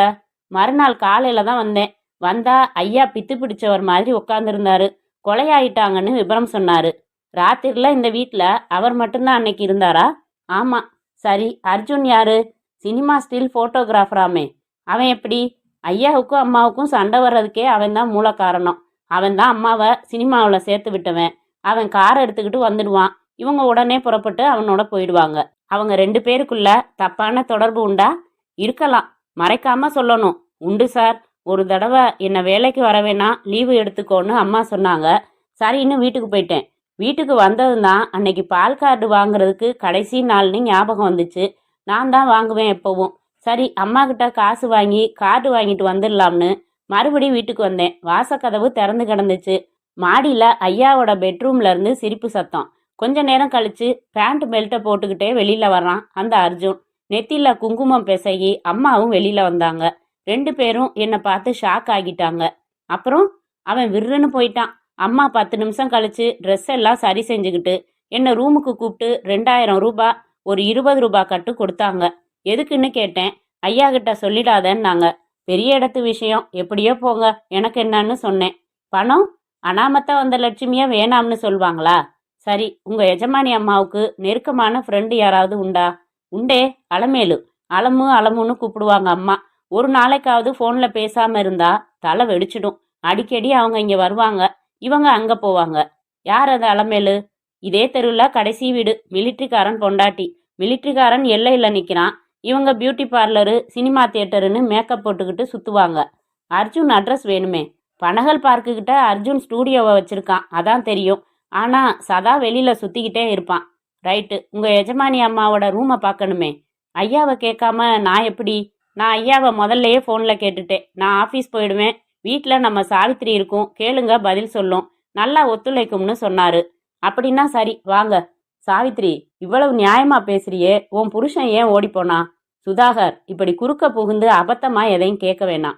இதான் உங்க அம்மாவோட ரூமா? நாங்க பார்த்துக்கிட்டு இருக்கோம். நீ போய் எங்க 2 பேருக்கும் சூடா காப்பி போட்டு எடுத்துக்கிட்டு வாயேன். சரிங்க சார். சாவித்திரிக்கும் மோகன்தாஸுக்கும் அண்டர் கிரவுண்டில் ஒரு தப்பு கனெக்ஷன் இருக்கணுங்கிறது என்னோட யூகம். எதை வச்சு சொல்றீங்க சுதாகர்? அவளோட உடம்ப வச்சு சார். என்ன சார் முறைக்கிறீங்க? நான் சொல்றதுலையும் ஒரு கோணம் உண்டு. என்ன கோணம்? மோகன்தாஸுக்கு பாரதி மேல வெறுப்பு. வேலைக்காரியோ தளதள. வேலைக்காரியோட புருஷனோ ஓடி போயிட்டான். அதனால மோகன்தாஸ் சாவித்திரி மேல கை வச்சுட்டாருன்னு வச்சுக்கலாம். அப்படி கூட்டு சேர்ந்திருந்தா போலீஸ் வந்து விசாரிச்சா அர்ஜுனோட என் பொண்டாட்டிக்கு தொடர்பு உண்டுன்னு சொல்லு. போலீஸ் அர்ஜுனை சந்தேகப்படும்னு பிளான் சொல்லி மோகன்தாஸ் அண்ட் சாவித்ரி கூட்டு முயற்சியில கூட பாரதிய கொலை செஞ்சிருக்கலாம். அதையே நடராஜன் வீட்டில் வச்சு செய்யணும். நடராஜன் மாட்டிக்கட்டும்னு தான். தன் மனைவிக்கு ஒரு பழைய காதலன் இருக்கிறது மோகன்தாஸுக்கு தெரியும். நடராஜன் பாரதிக்கு எழுதின லெட்டர்ஸ் பார்த்துருக்கான். அதில் நடராஜனோட ஃபோட்டோ கூட இருந்திருக்கலாம். சரி, அந்த நடராஜனை திடீர்னு மோகன்தாஸ் சந்திச்சிருக்கலாம்.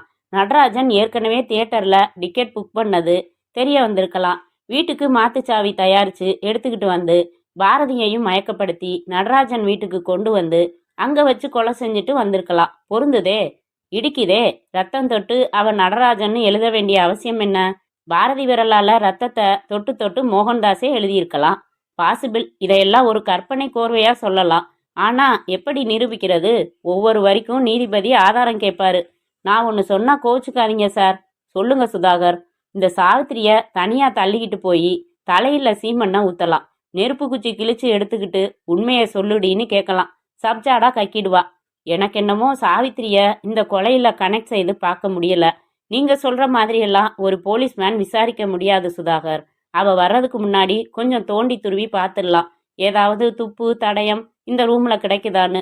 நீங்கள் அந்த பீரோவில் பாருங்க, நான் இந்த டிராயர்ல எல்லாம் பார்க்குறேன். அத்தியாயம் 7. மிஸ்ஸஸ் அலமேலு, நான் தான். என்ன வேணும்? கொஞ்சம் உள்ளே வரலாமா? நாங்கள் உங்கள் ஃப்ரெண்டு மிஸ்ஸஸ் பாரதி மோகன்தாஸ் கொலை செய்யப்பட்டது சம்பந்தமா கொஞ்சம் உங்களை விசாரிக்கணும். உள்ளே வாங்க சார். நேரடியாக ஆரம்பிக்கட்டுமா? உங்களுக்கு அர்ஜுன் தெரியுமா? தெரியும், பாரதியோட பிஆர்ஓ மாதிரி. பாரதி நீங்களும் நெருக்கமாக பழகினீங்களா? ஆமாம்.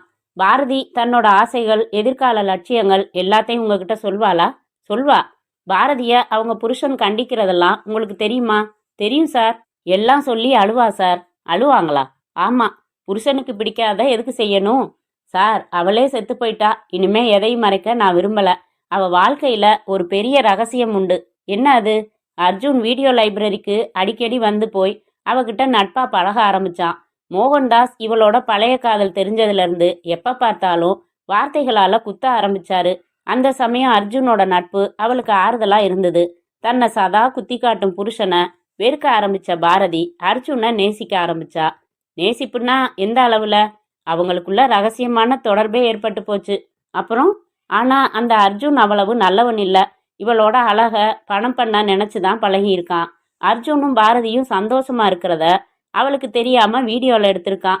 அந்த வீடியோ கேசட்டை வச்சுக்கிட்டு மிரட்டி அவளை சினிமாவில் நடிக்க வச்சான். அவளுக்கு சினிமாவில் நடிக்கிறதுல இஷ்டமே இல்லை. இதை ஏன் தன் புருஷன்கிட்ட அவ சொல்லல? தன்னோட அசிங்கமான வீடியோ கேசட்டை பத்தி அவ எப்படி தன் புருஷன்கிட்ட சொல்வா?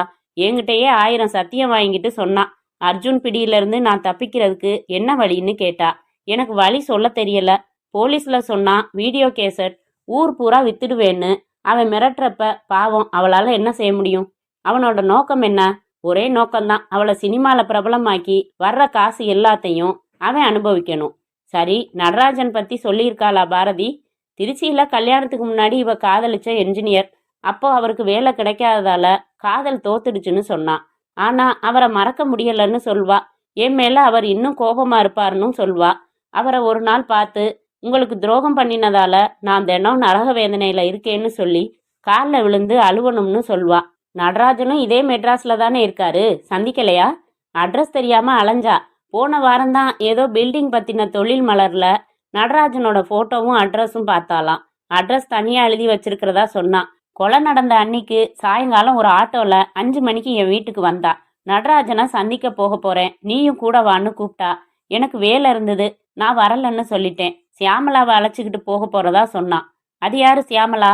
ஒரு மாடல் கேர்ள். சினிமாவில் நடிக்க ஆரம்பிச்சதுக்கு அப்புறம் பாரதிக்கு கிடைச்ச நல்ல தோழி.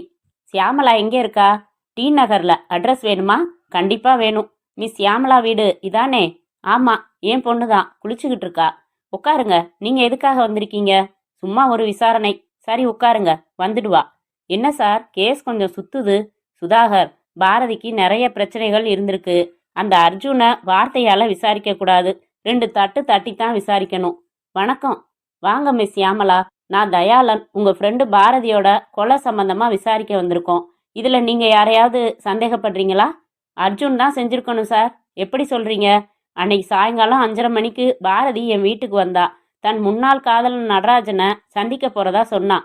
என்னையும் துணைக்கு வர சொல்லி கூப்பிட்டா. நான் எதுக்குன்னு கேட்டேன். தனிமையில சந்திச்சா சில தர்ம சங்கடங்கள் ஏற்படும்னு சொன்னான். சரின்னு புறப்பட்டேன். போற வழியில அர்ஜுனை பார்த்து ஒரு விஷயம் பேசிட்டு வரேன்னு சொல்லிட்டு அர்ஜுன் வீட்டுக்கு அழைச்சிட்டு போனான். என்ன ஆட்டோலையே வெயிட் பண்ண சொல்லிட்டு உள்ள போனா. 15 நிமிஷம் கழிச்சு கண்ணெல்லாம் சிவந்து வெளியில வந்தா. ஆட்டோல போறப்போ நான் கேட்டேன், அழுத மாதிரி தெரியுதே, என்னாச்சுன்னு. அதுக்கு என்ன சொன்னா? ஒரு விஷயத்துல அர்ஜுன் வற்புறுத்துறான். எனக்கு பிடிக்காத விஷயம் அது. அவன் மனசுப்படி நான் சம்மதிச்சு நடக்கலன்னா என்னை கொலை செஞ்சிடுவேன்னு மிரட்டுறான்னு சொன்னான். ஐசி, அவன் யாரு உன்னை மிரட்டுறதுக்கு? தாலி கட்டினவனா? எதுக்காக அவங்கிட்ட நீ பயப்படுறன்னு கேட்டேன். ஒரு ரகசியம் இருக்கு, இன்னொரு நாள் சொல்றேன்னு சொன்னான். அப்புறம் அதுக்கு மேல நான் அவளை வற்புறுத்தல. நடராஜன் வீட்டுக்கு வந்தோம். அங்க வீட்டு இரும்பு கேட், வாசல் கதவு 2மே பூட்டி இருந்துச்சு. அப்போ மணி என்ன இருக்கும்? 7 மணி இருக்கும். பக்கத்து வீட்டுல விசாரிச்சோம். நடராஜனும் அவர் ஒய்ஃபும் பைக்ல எங்கேயோ போனதாகவும் எங்க போனாங்கன்னு தெரியாதுன்னு சொன்னாங்க. 7:30 மணிக்கு ஒரு பத்திரிக்கை ஆபீஸுக்கு நான் போக வேண்டியிருந்தது. பாரதி பக்கத்துல இருந்த ஒரு பார்க்ல கொஞ்ச நேரம் வெயிட் பண்ணி நடராஜன் வந்ததும் எப்படியும் பார்த்து பேசிட்டு வந்துடுறதா சொன்னான். சரின்னு அவளை பார்க் வாசல்ல விட்டுட்டு நான் மட்டும் புறப்பட்டு போயிட்டேன். அதுக்கப்புறம் மறுநாள் காலையில அவ கொலையான செய்தி படிச்சு அதிர்ச்சி அடைஞ்சேன். இவ்வளவுதான் சார் எனக்கு தெரியும். ரொம்ப தேங்க்ஸ். அந்த பார்க் பேர் என்ன? நேரு பூங்கான்னு போட்டிருந்துச்சு. அப்போ பூங்கால நிறைய பேர் இருந்தாங்களா? இல்ல, கொஞ்சம் பேர் தான் இருந்தாங்க. கையில தடியோட காக்கி சட்டை போட்ட முரட்டு மீச வச்ச காவல்காரன் ஒருத்தன் பீடி குடிச்சுக்கிட்டு உட்கார்ந்துருந்தான். எங்க கிட்ட டைம் கேட்டான் அவன். அர்ஜுன் கொன்னிருப்பான்னு எப்படி சொன்னீங்க? அர்ஜுன் அவளை கோபமா திட்டி அவ அழுதப்ப அவன் சொல்ற ஒரு விஷயத்துக்கு இவ சம்மதிக்கலன்னா கொன்னுடுவேன்னு சொன்னதா அவ தானே என்கிட்ட சொன்னா. அந்த பழைய காதலர் நடராஜன் இந்த கொலையை செய்யலன்னா அர்ஜுன் செஞ்சிருக்கலாம்னு, அதனாலதான் நான் சொன்னேன். ரொம்ப தேங்க்ஸ். தேவைப்பட்டா மறுபடி உங்களை சந்திக்கிறோம். அத்தியாயம் 8. இப்ப எங்க சார் போறோம்? முதல்ல ஒரு ஹோட்டல்ல சூடா காப்பி, அப்புறம் நேரா அர்ஜுனை போய் பார்க்கலாம். அவனை ஒரு மாதிரியா டீல் செய்யணும். என்ன சார் வேணும்? 2 காப்பி கொண்டாப்பா, சூடா இருக்கணும். என்ன சார் நினைக்கிறீங்க? சுதாகர் கொஞ்சம் தெளிவான மாதிரி இருந்துச்சு. மறுபடி குழப்பமாயிடுச்சு. யார் உண்மை சொல்றாங்க, யார் பொய் சொல்றாங்கன்னு புரியல. நீங்க இப்படி பேசுறது எனக்கு புரியல சார். அதாவது இந்த கேஸ்ல இதுவரைக்கும் யார் யார் பேசியிருக்காங்க? நடராஜன், உங்க சிஸ்டர் மீனா, மோகன்தாஸ், வேலைக்காரி சாவித்திரி, தோழி அலமேலு, இன்னொரு தோழி சியாமலா. இதுல எல்லாருமே உண்மை பேசினா கேஸே இல்லையே சுதாகர். யாரோ ஒருத்தர் பொய் பேசுறாங்க. கரெக்ட். பொய் பேசுற ஆள் கொலையோட நேரடியாகவோ மறைமுகமாகவோ சம்பந்தப்பட்டிருக்கணும். அது யார்? அதான் இப்ப கேள்வி. ஒண்ணு நிச்சயம். என்ன சார்? நடராஜன் எசகு பிசகா இதுல மாட்டிக்கிட்டாரு. அவர் பிளான் போட்டு பாரதிய தன் வீட்டுக்கு வரவழைக்கலங்கிறது நிச்சயம். பாரதியோட 2 தோழிகளும் சொன்னபடி பார்த்தா பாரதி 3 வருஷத்துக்கு அப்புறம் நடராஜனை சந்திக்கிறதுக்காக அன்னைக்கு தான் அவன் அட்ரஸோட புறப்பட்டிருக்கா. முதல்ல அலமேலுவை கூப்பிட்டுருக்கா. வேலை இருக்கு வரலன்னு அவ சொன்னதால சியாமலாவை கூட்டிக்கிட்டு புறப்பட்டு வந்திருக்கா. பார்க்கில் வெயிட் பண்ணியிருக்கா. மணி அப்போ 7 மணி. நடராஜனும் என் சிஸ்டரும் அப்போ தியேட்டரில் படம் பார்த்துக்கிட்டு இருந்தாங்க சார். எஸ், அதனால பாரதியை 3 வருஷத்துக்கு அப்புறம் தன் வீட்டு கட்டிலில் பிணமாக தான் நடராஜன் சந்திச்சிருக்காரு. அவருக்கு வயிற்றுப்போக்கு இருந்தது நிஜம். டாக்டர் சோதிச்சாரு. ஸ்டேஷன் லாக்கப்பில் இருந்தப்பவே 3 தடவை பாத்ரூம் போயிட்டு வந்து மாத்திரை சாப்பிட்டாரு. தியேட்டரில் படம் பார்த்துக்கிட்டு இருந்தவர் மாத்திரை வாங்க வெளியில் வந்தார் பாருங்க. அந்த ஒரு பாயிண்ட்டை வச்சு அவர் தான் திட்டம் போட்டு கொலை செஞ்சிட்டாருன்னு எங்கள் இன்ஸ்பெக்டர் குதிக்கிறாரு. இப்போ நம்ம விசாரணையில் அவர் திட்டம் போடலை, பாரதியை திருச்சிக்கு பிறகு சந்திக்கவே இல்லைன்னு புரிஞ்சு போச்சு. இதை நீதிபதியும் புரிஞ்சுப்பார் இல்லையா? சுதாகர், இப்போ உங்கள் அக்கா புருஷன் நடராஜனை விடுதலை செஞ்சிட முடியும்னு நம்பிக்கை வந்துடுச்சு. ஒரு திறமையான வக்கீலை பிடிச்சா போதும். இப்போதான் சார் எனக்கு உற்சாகமே வருது. அது மட்டும் போதுமா? உங்கள் நடராஜன் அப்பாவின்னு நிரூபணமாகறதோட இந்த வழக்கு வேணும்னா முடியலாம். ஆனால் குற்றவாளி யார் அப்படிங்கிற கேள்வி அப்படியே தான் இருக்கு. ஆமாம் சார், நடராஜன் மேலே பழி விழற மாதிரி சாமர்த்தியமாக செயல்பட்ட புத்திசாலித்தனமான குற்றவாளி யாருன்னு கண்டுபிடிச்சு கைது செஞ்சே ஆகணும். அப்பதான் என்னை பொறுத்த வரைக்கும் மனசு ஆறும். நியாயம்தான் சார். இப்போ ஒரு குறுக்கு யோசனை செய்யலாம். என்ன சார்? என் வீட்டுக்கு போகலாம். என்னோட டெலிஃபோனோட ஒரு டேப் ரெக்கார்டரை அட்டாச் பண்ணிக்கலாம். நான் சொல்லித்தர மாதிரி முதல்ல அர்ஜுன் கிட்ட பேசுங்க, அப்புறம் மோகன்தாஸ் கிட்ட பேசுங்க. ஏதாச்சும் ஸ்ட்ராங்கான க்ளூ கிடைக்கலாம். அதுக்கப்புறம் அர்ஜுனை நேரில் சந்திக்கலாம். என்ன? சரி சார். அத்தியாயம் 9. பேசுங்க சுதாகர். ஹலோ, அர்ஜுன் இருக்காரா? நான் அர்ஜுன் தான் பேசுகிறேன். நீங்கள் யாரு? என்ன உங்களுக்கு தெரியாது, ஆனால் எனக்கு உங்களை நல்லாவே தெரியும். என் பேர் மனோகர். மிஸ்ஸஸ் பாரதி மோகன்தாஸ் இருக்காங்களே, சாரி இருந்தாங்களே, அவங்களுக்கு ரொம்ப வேண்டப்பட்டவன் நான். என்ன விஷயம்? பாரதி என்கிட்ட எல்லா விஷயத்தையும் மனசு விட்டு பேசுவாங்க சார். அதுக்கு என்ன? என்னென்ன விஷயம் பேசுவாங்கன்னு நீங்கள் கேட்கலையே. நீங்களும் அவங்களும் ரகசியமாக பழகிறதெல்லாம் சொல்லுவாங்க. ஒரு தடவை வீட்டிலையே சந்தோஷமா இருந்து வேலைக்காரி சாவித்திரி எதேச்சையா அதை பார்த்துட்டதால அவளுக்கு 2000 ரூபாய் லஞ்சம் கொடுத்ததை கூட என்கிட்ட சொல்லியிருக்காங்கன்னா பார்த்துக்கங்க. என்ன சார் பதிலே இல்லை? இன்னும் நிறைய சொல்லியிருக்காங்க. அதாவது வீடியோ கேசட் விவகாரம் கூட. புரியுதா?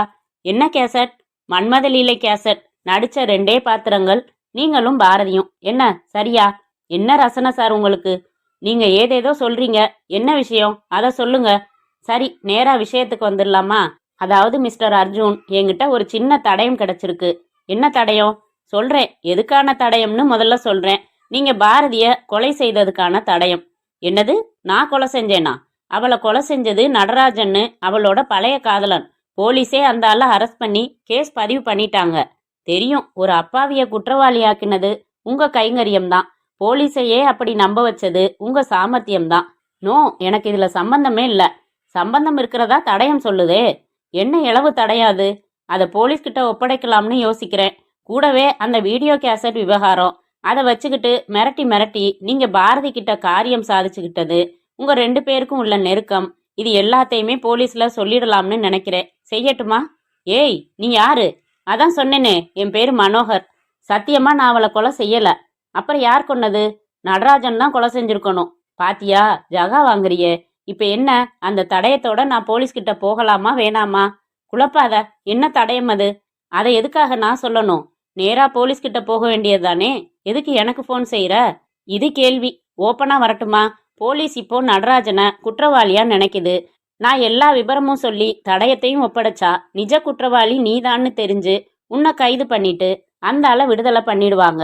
எனக்கு நன்றின்னு ஒரு உருப்படாத வார்த்தை சொல்லுவாங்க. That's all. உங்ககிட்ட அந்த தடயத்தை ஒப்படைச்சா நீ எனக்கு செலவுக்கு பணம் தருவ. அது லாபம் தானே? நியாயம்தான். ஆனா நான் கொலை எதுவும் செய்யலையே. பின்ன விட்டுடு, நான் போலீஸ்கிட்ட போய்க்கிறேன். இதை பாரு மனோகர், என்னை குழப்பற நீ யாரா இருந்தாலும் சரி, நாம நேர்ல சந்திக்கலாம். என்னோட ஸ்டூடியோவுக்கு வா. எத்தனை மணிக்கு வரட்டும்? எப்போ வேணாலும் வா. உள்ள தனி ரூம் இருக்கு, பேசலாம். எவ்வளவு தருவ? எல்லாம் நேர்ல பேசலாம், வா. ரைட்டு, வர்றேன், வச்சுடு. சுதாகர், நீங்க எங்க டிபார்ட்மெண்ட்ல இருக்க வேண்டிய ஆளு. ரொம்ப சாமர்த்தியமா பேசுனீங்க. அவனும் நீங்களும் பேசினது பூரா இதுல பதிவாகிடுச்சு. பேசினதை பாக்குறப்ப இவன் தான் எல்லாத்துக்கும் காரணம்னு புரியுது. குற்றம் செய்யலன்னா எதுக்காக வர சொல்றான்? ஆமா சார். அடுத்து என்ன செய்யறோம்? ஒரு தடயமும் கைவசம் இல்ல. ஆனா தடயம் வச்சிருக்கிறதா பேசியாச்சு. நேர்ல மனோகர்னு சொல்லிக்கிட்டு இப்போ அவனை சந்திக்கணும்னா ஏதாச்சும் தடயம் வேணும். அதெல்லாம் வேணாம் சுதாகர். இப்போ நேரா 2 கான்ஸ்டபிள்ஸோட போய் இறங்குறது, தடாலடியா பிடிச்சு 4 சாத்து சாத்தி இந்த டேப்பை போட்டு காட்டி எதுக்காக தப்பு செய்யலைன்னா நேர்ல வர சொன்னேன்னு 2 தாங்கு தாங்கினா கக்கிட்டு போறான். அவன் ஸ்டூடியோவையும் வீட்டையும் சோதனை போட்டா அந்த கேசட் கிடைச்சிடும். நழுவ முடியாத அவன். சாட்சி சொல்ல அலமேலு, சியாமலா, சாவித்திரி இருக்காங்க. சரி சார், இனிமே ஆக்ஷன் பார்ட் நீங்க பாத்துக்கங்க. அத்தியாயம் 10. Dayalan, what nonsense is this? என்ன சார், எதுக்கு சார் இப்போ குதிக்கிறீங்க? என்ட்ரி போடாம ஒரு விஐபிய உள்ள வச்சிருக்கீங்களே. யாரு? லாக்அப்ல இருக்கிற அர்ஜுன் ஒரு விஐபியா? சினிமாக்காரன்யா. லாயர் கோபால் சர்மா ஃபோன் பண்றான்யா. பெரிய வக்கீல் அவன் பின்னாடி இருந்தா அவன் குற்றவாளியா இருந்தாலும் விட்டுடுறதா? அவன் குற்றவாளின்னு ஒத்துக்கிட்டானா? எந்த குற்றவாளியாவது உடனே ஒத்துக்கிட்டு இருக்கானா? அதான் விசாரிச்சுக்கிட்டு இருக்கேன். பாரதி கொலை வழக்குல ஏற்கனவே குற்றவாளியை பிடிச்சாச்சு தயாளன். நடராஜன் குற்றவாளி இல்ல. அதை தீர்மானிக்க வேண்டியது நீங்க இல்ல தயாளன். அதே மாதிரி தான் சார், நீங்களும் தீர்மானிக்க கூடாது. இல்லையே, தீர்மானிக்க போறது நீதிபதி. நான் பிரசன்ட் பண்றேன், தட்ஸ் ஆல். தப்பான பிரசன்டேஷன், அதான் என் வாதம். உண்மையான குற்றவாளி அர்ஜுன் சார். எதை வச்சு சொல்றீங்க? உங்களுக்கு வீடியோ கேசட் விவகாரம் தெரியுமா? தெரியும். கைப்பற்றினாங்களா? அதை கிடைக்கல, எங்கேயோ ஒளிச்சு வச்சிருக்கான். மெட்டீரியலை கண்ணால பார்க்காம பேசக்கூடாது, கட்டுக்கதை. வீடியோ எடுத்ததை பாரதியே தன் தோழி அலமேலுகிட்ட சொல்லியிருக்கா. அந்த அலமேலு சாட்சி சொல்வா. அலமேலுவுக்கு அர்ஜுனை பிடிக்காது, அதனால அவனை மாட்டி விட பொய் சாட்சி சொல்றான்னு அர்ஜுனோட வக்கீல் சொல்வான். சார், பாரதிக்கும் அர்ஜுனுக்கும் தப்பான தொடர்பு இருந்திருக்கலாம். அதனாலேயே அவர் கொலை செஞ்சிருக்க வேண்டிய அவசியம் இல்லை. மெட்டீரியல் எவிடன்ஸ் என்ன? சுதாகரும் அர்ஜுனும் ஃபோன்ல பேசின பேச்சை பதிவு பண்ணியிருக்கேன். அதுல நேர்ல வாங்க பேசலாம்னு சொல்லியிருக்காரு. தப்பு செய்யலன்னா எதுக்கு நேர்ல வர சொல்லணும்? இதெல்லாம் சரியா இல்ல. என்ட்ரி போடாம டீடைன் பண்ணக்கூடாது. முதல்ல அவரை வெளியில விடுங்க. சார், நான் சொல்றத கொஞ்சம். நான் தான் இந்த ஸ்டேஷன்ல இன்ஸ்பெக்டர். நான் சொல்றத நீங்க கேட்க போறீங்களா இல்ல உங்களை சஸ்பெண்ட் செய்ய ஏற்பாடு செய்யட்டுமா? நீங்க எதுவோ செய்துக்கங்க. நான் 1 வாரம் உடனடியா லீவ்ல போறேன். போய்க்கங்க. யோ 704, லாக்கப்பை திறந்து அர்ஜுனை வெளியில விடியா முதல்ல. என்ன சார், டல்லா இருக்கீங்க? பேசாம போலீஸ் உத்தியோகத்தை ராஜினாமா செஞ்சிடலாம்னு நினைக்கிறேன். சுதாகர், இந்த உத்தியோகத்துல ரொம்ப ரொம்ப நேர்மையா இருக்கணும். நீங்க நேர்மையா தானே சார் இருக்கீங்க? நான் மட்டும் இருந்தா போதாதுங்க, எல்லாரும் நேர்மையா இருக்கணும். என்னோட இன்ஸ்பெக்டர் ஞான பண்டிதன் இருக்காரே, பேரை பாரு, ஜோசியக்காரன் பேர் மாதிரி. அந்த ஆளு மனசாட்சியை வித்துட்டு வேலை பார்க்கறாரு. ஏன், என்னாச்சு சார்? லாக்கப்ல வச்சு அர்ஜுனை உதைச்சு விசாரிச்சுக்கிட்டு இருந்தேன். இன்னும் 2 தடவை விசாரிச்சிருந்தா குற்றத்தை அவன் ஒப்புக்கிட்டு இருப்பான்.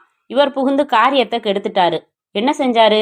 குதிரை கண்ணுக்கு மூடி போடுவாங்க பாருங்க, அது மாதிரி ஒரு மூடி போட்டுக்கிட்டு நடராஜன் ஒருத்தனை தவிர வேற யாரையும் குற்றவாளியா பார்க்க மாட்டேன்னு சொல்றாரு. அந்த அர்ஜுன் ரகசியமா இவர்கிட்ட 10,000 தர்றேன்னு சொல்லிட்டான். உடனே அவனை எப்படி உள்ள வைக்கலாம்னு சொல்லி குதிச்சு விடுதலை பண்ணிட்டாரு. ஐயோயோ, வெளியில விட்டுட்டாரா? ஆமா, அதிகார திமிர். நான் என்ன செய்யறது? லீவு போட்டுட்டு வந்துட்டேன். என்ன நேர்ல வா பேசலாம்னு சொன்னான். இன்ஸ்பெக்டருக்கு 10,000 தர்றேன்னு சொல்றான். அப்படின்னா அவன் தானே குற்றவாளி? அப்படித்தான் புரியுது. இப்ப மேற்கொண்டு என்ன செய்யறது? மெட்டீரியல் எவிடன்ஸ் இல்லாம எதுவும் செய்ய முடியாது. உண்மையிலேயே நம்ம கையில ஏதாவது தடயம் கிடைச்சிருந்தா நான் நேரா கமிஷனர் லெவல்ல மீட் பண்ணிடுவேன். அர்ஜுன், இந்த பாடாவது இன்ஸ்பெக்டர் கண்ணில் எல்லாம் விரலை விட்டு ஆட்டுவேன். அப்படி எதுவும் கிடைக்கலையே சார். பார்க்கலாம். நடராஜன் மேல வழக்கு நாளைக்கு ஆரம்பமாகுதே சார். ஆகட்டும், நான் பாட்டுக்கு முயற்சி பண்ணிக்கிட்டே இருக்கேன். நீதி தேவதைக்கு மனசாட்சி இருந்தா உண்மையான குற்றவாளி அகப்படுவான். உங்க அக்கா புருஷன் விடுதலையாவான். பார்க்கலாம். அத்தியாயம் 11. வழக்கின் சுருக்கத்தை முதலில் சொல்லிவிடுங்கள். S your honour. குற்றம் சுமத்தப்பட்டுள்ள நடராஜன் என்கிற இவர் சம்பவம் நடந்த அன்று தனது முன்னாள் காதலி பாரதியை தனது வீட்டில் நைலான் கயிறு கொண்டு கழுத்தை நெரித்து கொலை செய்துவிட்டார். இதை சர்க்கார் தரப்பு சரியான சாட்சி விசாரணைகள் மற்றும் சாட்சியங்களோடு நிரூபிக்க தயாராக இருக்கிறோம். தர்மதுரை, நீங்கள் என்ன சொல்கிறீர்கள்? யுவர் ஆனர், எனது கட்சிக்காரர் நடராஜன் ஒரு அப்பாவி. அவர் இந்த குற்றத்தை செய்யவில்லை. சூழ்நிலை காரணமாக அவர் இந்த குற்றத்தில் சிக்க வைக்கப்பட்டிருக்கிறார் என்பதே என் வாதம். வழக்கின் விசாரணையில் அவர் நிரபராதி என்பதை நான் நிரூபிக்கிறேன். பிராசிக்யூட்டர், நீங்கள் அக்யூஸ்டை விசாரிக்கலாம். Thank you your honour. உங்கள் பெயர்? நடராஜன். உங்களுக்கு திருமணமாகிவிட்டதா? ஆகிவிட்டது. எத்தனை வருடமாகிறது?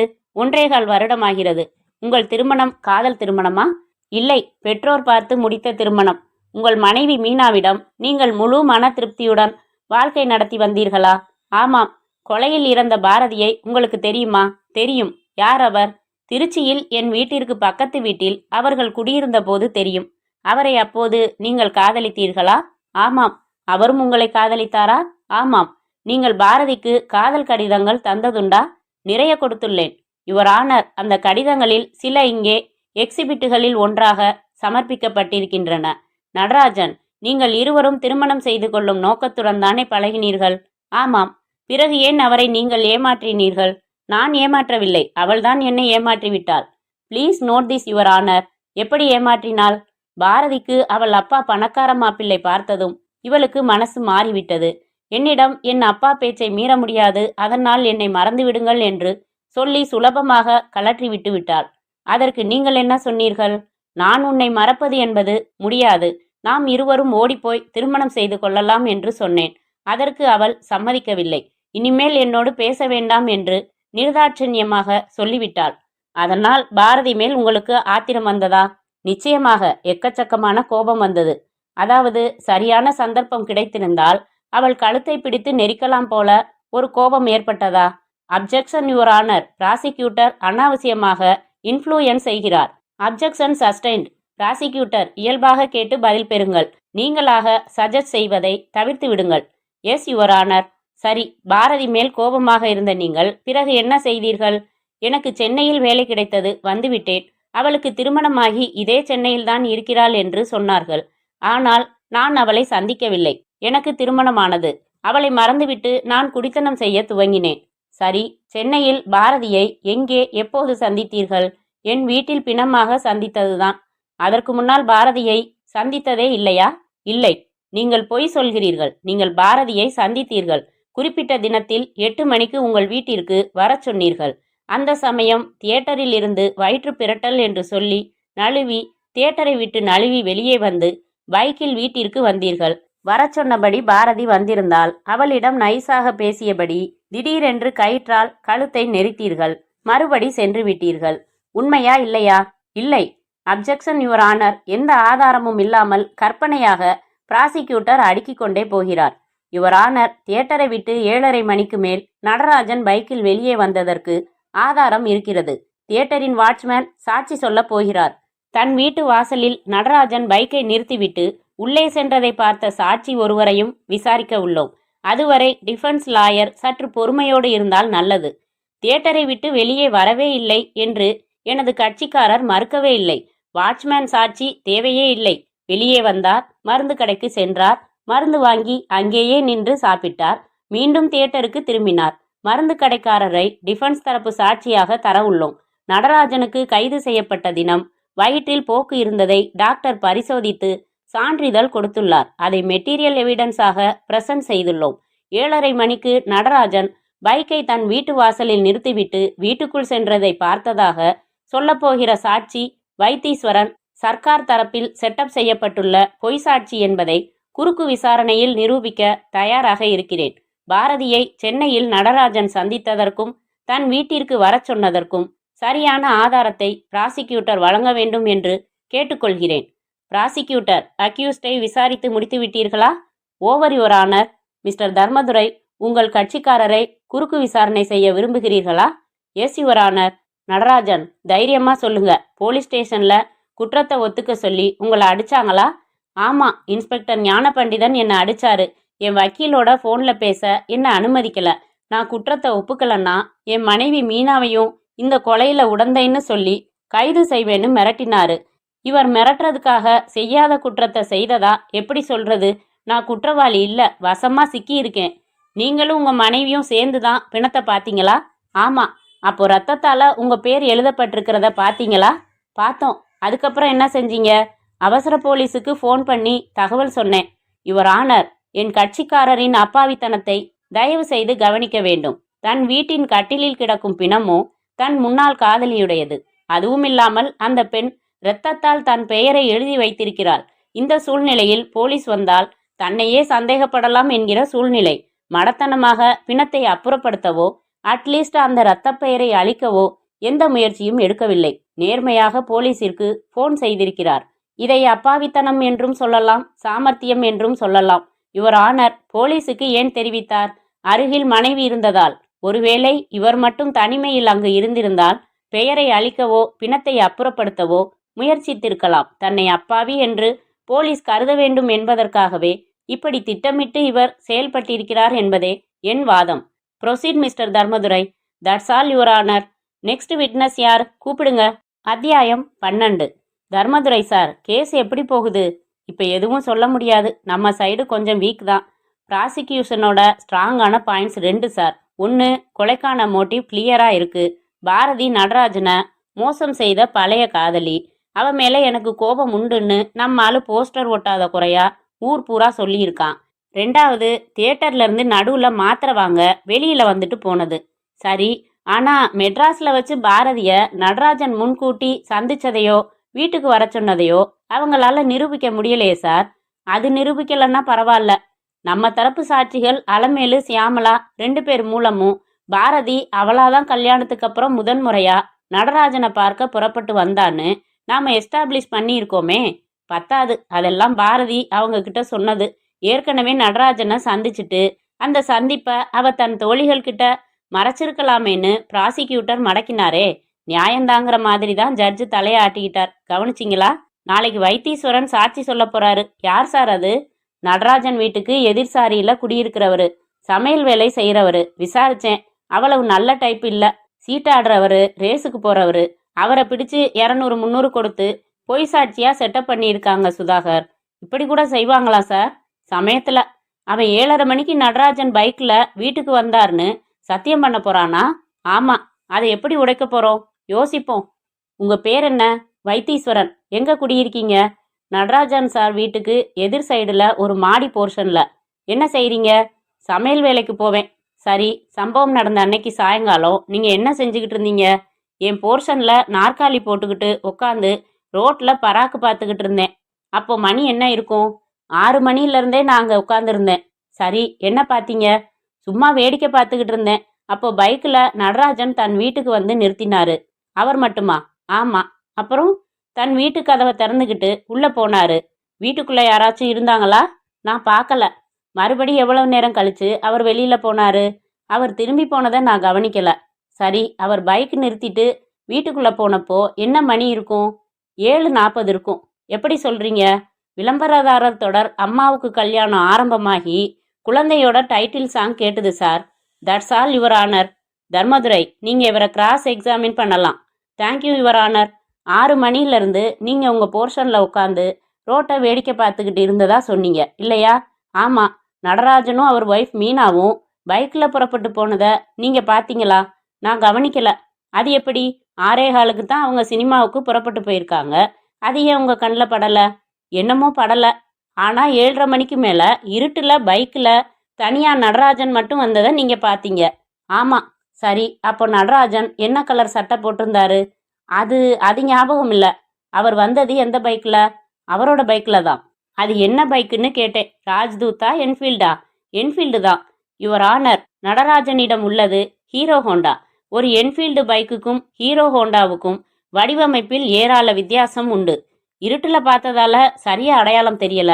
That is my point. இருட்டில் யாரையோ பார்த்துட்டு நடராஜன்னு சொல்லலாம் இல்லையா? வேற யாரோ எப்படி வீட்டை திறந்து உள்ளே போவாங்க? ஏன் போகக்கூடாது? கொலையை செஞ்ச நிஜ கொலைகாரன் நடராஜன் மேலே பழி விழறதுக்காகவே அந்த வீட்டில் வச்சு கொலை செஞ்சிருக்கலாம். Objection your honour. பின்ன அங்கே பாரதி எப்படி வந்தா? வேற ஒரு கொலைகாரன் எப்படி சாவி போட்டு சுலபமாக திறந்து வீட்டுக்குள்ளே போனா? இதெல்லாம் எதிர்க்கட்சி வக்கீல் விளக்குவாரா? மன்னிக்கணும் யுவர் ஆனர். சாத்தியம்னு சுட்டி காட்டுறது தான் என் வேலை. என் கட்சிக்காரர் நிரபராதின்னு நிரூபிக்கிறது தான் என் வேலை. நிஜமான கொலைகாரன் யாரு, இந்த கொலை எப்படி நடந்துச்சுன்னு கண்டுபிடிக்க வேண்டியதெல்லாம் போலீஸ் டிபார்ட்மெண்ட்டோட வேலை. வழக்கின் விசாரணை ஒத்திவைக்கப்படுகிறது. அத்தியாயம் 13. வழக்கின் இருதரப்பு வாதங்களையும் கவனிக்கையில் இந்த கொலையை நடராஜன் செய்திருக்கலாம் என்பதற்கான சில ஆதாரங்கள் சமர்ப்பிக்கப்பட்டிருக்கின்றனவே ஒழிய நடராஜன் தான் செய்தார் என்று தீர்மானிக்கும் விதமாக நேரடி சாட்சியோ அழுத்தமான தடயமோ பிராசிக்யூஷன் தரப்பில் தரப்படவில்லை. ஆகவே வழக்கின் சந்தேகங்களை நடராஜனுக்கு சாதகமாக்கி அவரை விடுதலை செய்யுமாறு உத்தரவிடுகிறேன். பாரதி கொலையை தீவிரமாக ஆராய்ந்து உண்மையான குற்றவாளியை விரைவில் கைது செய்ய வேண்டும் என்று காவல்துறைக்கு உத்தரவிடுகிறேன். கை கொடுங்க தயாளன் சார். இதில் நான் என்ன செய்தேன் சுதாகர்? நீங்கள் இன்ட்ரெஸ்ட் எடுத்துக்கிட்டு கொஞ்சம் விசாரிச்சதால தானே நடராஜனை விடுதலை பண்ணுறதுக்கு தகுந்தபடி நம்ம வக்கீல் பாயிண்ட்ஸை வைக்க முடிஞ்சது. நிஜமான குற்றவாளியை பிடிச்சாதான் எனக்கு வெற்றி. ஆல் த பெஸ்ட், சீக்கிரம் பிடிங்க. ஞான பண்டிதன் மாதிரி ஆளுங்க இருக்கிறப்போ இப்படி நிஜமான குற்றவாளிங்க நழுவத்தான் செய்வாங்க. பார்க்கலாம். மீனா, சொல்லுங்க. இப்படி சுதந்திரமா கடற்கரையில் உட்காந்து நாம காத்து வாங்குவோம்னு நான் எதிர்பார்க்கவே இல்லை. ஏங்க அப்படி சொல்றீங்க? போலீஸ் டிபார்ட்மெண்ட்டே என்னை தூக்குல ஏத்திட்டு தான் மறுவேலைன்னு தெரிஞ்சாங்களே. நீங்க விடுதலை ஆனதுக்கு சப் இன்ஸ்பெக்டர் தயாளன், வக்கீல் தர்மதுரை, என் தம்பி சுதாகர் 3 பேரும் தாங்க காரணம். இல்ல மீனா, இவங்க 3 பேரை விட இன்னொரு விஷயம் இருக்கு. நான் விடுதலை ஆக அந்த விஷயம்தான் முக்கியமான காரணம். என்ன விஷயம் அது? அதிர்ஷ்டம். எப்படின்னு புரியலையே. மீனா, சொன்னா அதிர்ச்சி அடையாத. பாரதிய கொலை செஞ்சது நான் தான். என்னங்க அது? ஆமா, அன்னைக்கு எனக்கு வயத்தை புரட்டுனது உண்மை. மாத்திரை வாங்குறதுக்காக நான் தியேட்டரை விட்டு வெளியில பைக்கில் வந்தது உண்மை. ஒரு கடையில் மாத்திரை வாங்கி சாப்பிட்டதும் உண்மை. அப்ப எனக்கு வீட்டில் வாசக்கதவை பூட்டினமா இல்லையான்னு ஒரு சந்தேகம் வந்துருச்சு. எதுக்கும் பார்த்துடலாம்னு வீட்டுக்கு பைக்கில் வந்தேன். வாசக்கதவு பூட்டி தான் இருந்தது. சரின்னு மறுபடி புறப்பட்டப்போ வயிற்று பிரட்டல். வீட்டை திறந்து பாத்ரூமுக்கு போனேன். போயிட்டு திரும்பினா ஹாலில் பாரதி நிற்கிறா. எனக்கு ஒரே ஷாக். என் அட்ரஸ் சமீபத்தில் தான் கிடச்சிதான். என்னை பார்க்க வந்தாலாம். வீடு பூட்டி இருந்ததால பக்கத்துல பார்க்ல வெயிட் பண்ணாலாம். அங்கேருந்து பார்த்தாலாம். நான் பைக்ல வந்து உள்ள போனதை பார்த்துட்டு வந்தாலாம். அவளை பார்த்ததுமே அவ எனக்கு செஞ்ச துரோகம் தான் ஞாபகத்துக்கு வந்தது. அவ ரொம்ப வசதியா இருக்கேன்னு சொன்னாலா. என் ஆத்திரம் இன்னும் அதிகமாகி கொடி கட்டுற நைலான் கயிறு எடுத்து சட்டுன்னு சுத்தி கொன்னுட்டேன். திடீர்னு மிருகவெறி எனக்குள்ள ஏற்பட்டு செயல்பட்டுட்டேன். அப்புறம் அவளை அப்படியே போட்டுட்டு வீட்டை திறந்து போட்டுட்டு தியேட்டருக்கு வந்தேன். உன்னோட திரும்பி புதுசா பார்க்கறவன் மாதிரி பார்த்து அதிர்ச்சி அடைஞ்சேன். நான் புறப்பட்டு போனதும் கொஞ்சம் உயிர் மிச்சம் இருந்தது. தன் ரத்தம் தொட்டு அவ என் பேரை எழுதி வச்சு தொலைச்சா. எது நடந்தாலும் சரி, நான் குற்றவாளி இல்லைன்னு சாதிப்போம்னு தீர்மானிச்சேன். போலீஸ்ல கொடுத்த தொல்லை தாங்காம பேசாம குற்றத்தை ஒப்புக்கலாமான்னு கூட நினைச்சேன். ஆனா உன் தம்பி என்னை விடுதலை செய்ய மெனக்கட்டான். அவன் வந்து என்னை சந்திச்சப்ப எல்லாம் நம்பிக்கை சொன்னான். நான் கொலை செஞ்ச பாரதி தன் புருஷனுக்கு துரோகம் செஞ்சு அர்ஜுனோட தப்பா உறவு வச்சிருந்தவன்னு தெரிஞ்சதும் நான் ஒன்றும் பத்தினியை கொல்லல, ஒரு துரோகியத்தான் கொலை செஞ்சேன்னு பட்டுது. அதனால கடைசி வரைக்கும் உண்மையை சொல்லல. நான் செஞ்சது தப்பா மீனா? சட்டப்படி குற்றம். ஆனா தர்மப்படி காதலுக்கும் கணவனுக்கும் துரோகம் செஞ்ச ஒரு கேடு கெட்டவளுக்கு நீங்க தண்டனை கொடுத்துருக்கீங்க. இதை மறந்துடுங்க. எப்பவும் யார் கேட்டாலும் நான் குற்றவாளி இல்லைன்னே சொல்லுங்க. முற்றும்.